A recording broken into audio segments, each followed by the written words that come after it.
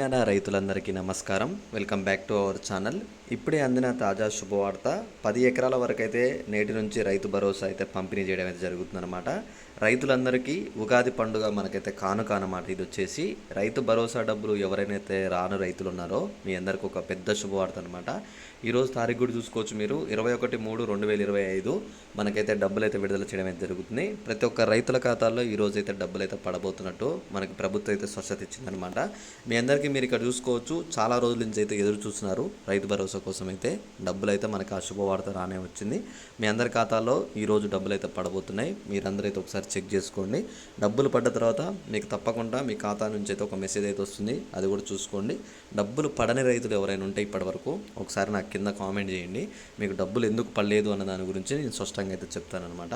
అలానే మీకు డబ్బులు కనుక పడకపోయి ఉంటే ఎందుకు పడలేదు, ఎప్పుడు పడతాయని కూడా చెప్తాను అనమాట. మీకు ఈరోజు 10 ఎకరాల వరకు రైతు సోదరులు ఎవరైతే ఉన్నారో మీ అందరికీ ఒక గుడ్ న్యూసే చెప్పిందనమాట ప్రభుత్వం.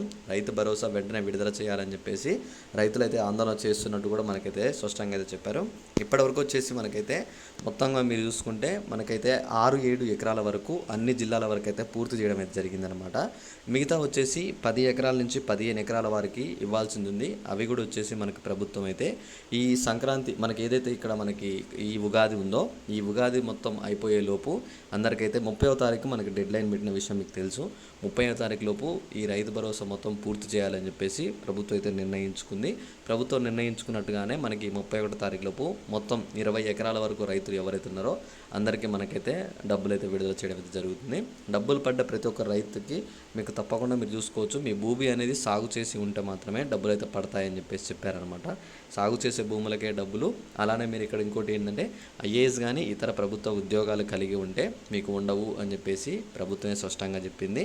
ఇంకా రైతు భరోసా గురించి చాలా అప్డేట్స్ ఉన్నాయి. ఏమైనా ఇంకా అప్డేట్స్ వస్తే తప్పకుండా నేను వీడియో చేసి మీ అందరికైతే అందిస్తాను. ఇంకేమైనా డౌట్ ఉంటే తప్పకుండా ఒకసారి అయితే వీడియో కింద కామెంట్ చేస్తారని చెప్పి నేనైతే అనుకుంటున్నాను.